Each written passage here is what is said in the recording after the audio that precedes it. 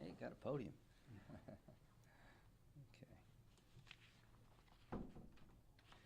All right, you ready, guys? Okay. Good? Am I good? Thumbs up. Okay. Well, I, along with Governor McMaster and many others, are leading President Trump's effort to win the South Carolina primary, which will be held next year, Republican presidential primary. The decision by the Manhattan DA to prosecute President Trump in a very legally unsound, politically motivated way will create a backlash in South Carolina. The law of physics, I think, are that for every action, there's an equal and opposite reaction. The reaction in South Carolina to what happened in New York is going to help President Trump win the primary. He is stronger today than he was yesterday. People in South Carolina, even those who don't like President, the actions of the New York Manhattan District Attorney have enormously helped President Trump in South Carolina. We see it in the polling and we see it in the giving. And I just want to let every South Carolina Republican know that next year the world will be watching. We have many good candidates talking about running. We've got a couple already in. I pledged to support the winner of the race in 2024. Whoever the Republican Party nominates will have my support, but I've chosen to support President Trump, not because of the flaws in others. I think he's the most capable of turning the country and the world around.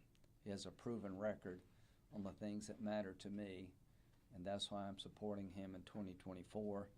And the Manhattan DA has created a firestorm in South Carolina that will benefit President Trump, and I think that's true all over the country, particularly when it comes to Republicans.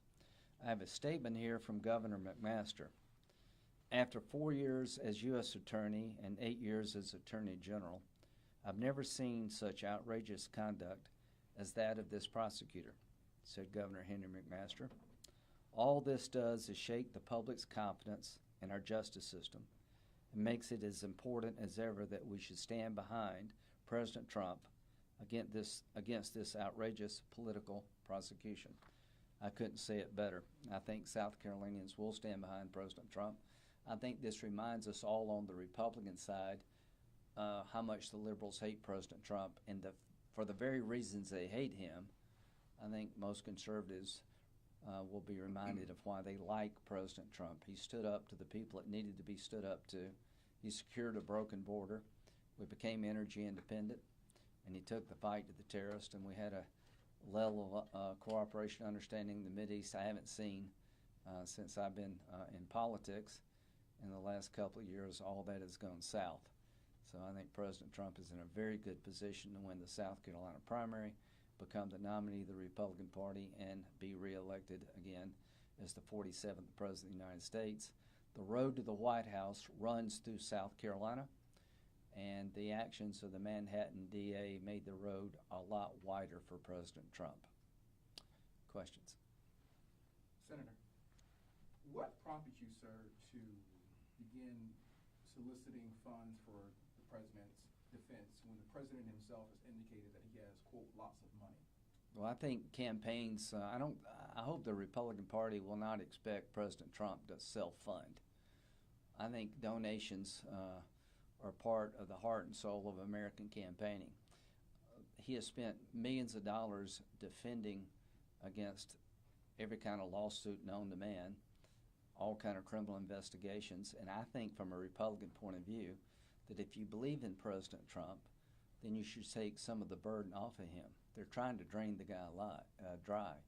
So I'm hoping people will respond and send in small donations. Small donations from a lot of people really help a candidate.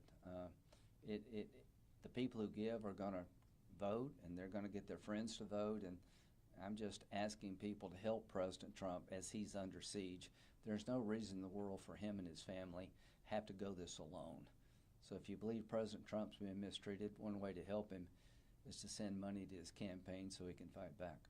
Do you believe President Trump in his not guilty plea, and how do you believe this whole thing will play out?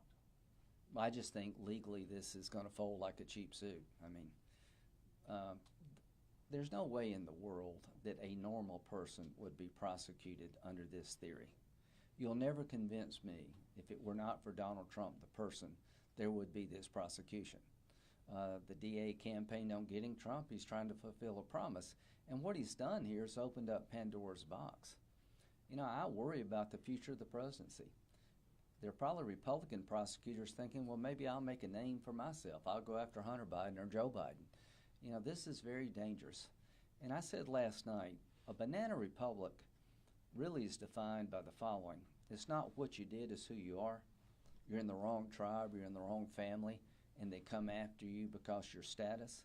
So President Bill Clinton was accused of sexual misconduct, lied under oath, lost his law license for 5 years, but nobody prosecuted him, and I'm fine with that. Hillary Clinton was subpoenaed. 33,000 emails mysteriously went missing under subpoena, and somebody in her orbit took a hammer to a hard drive. She wasn't prosecuted. Joe Biden and Hunter Biden's business dealings, I don't know what's going to happen there, but no attorney general in any state in the nation has gone after their business interest like they did in New York. So I'm really worried that Republicans are going to believe that if a Republican does similar things to a Democrat, the Democrat gets away with it and the Republican has the book thrown at him, and that will undermine the rule of law. That's what I fear the most. Senator, the former president is out today calling on Republicans in Congress to defund the FBI, defund the DOJ until they come to their senses. You're one of his top congressional allies. What's your reaction to that? I'm not for defunding the police. I think it's a bad idea. As frustrated as he has the right to be about some things the FBI has done, terrorism lurks out there, and you know, taking your guard down for one moment could be very dangerous for the public. So I understand his frustration, but defunding the police is not the right answer. You and Donald Trump's relationship has always been kind of, you know, not always great, you know, especially because of the January 6th election claims. Right. Why do you support Trump at this time?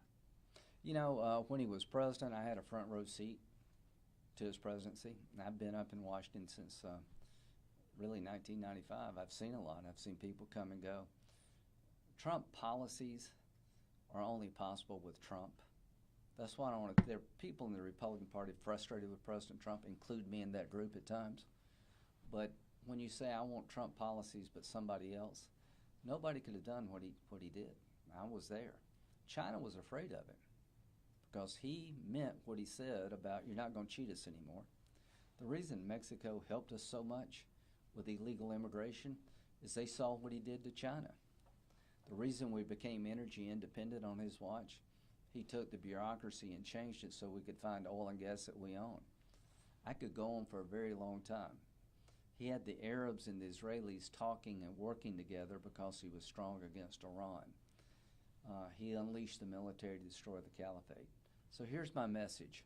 I understand the problems associated with President Trump, but I've never seen anybody in my political lifetime that had the ability to move the needle like he did in the right way on things that mattered a lot to me, our national security, our energy independence, and our economic viability. I think if he has another term, he can finish the job.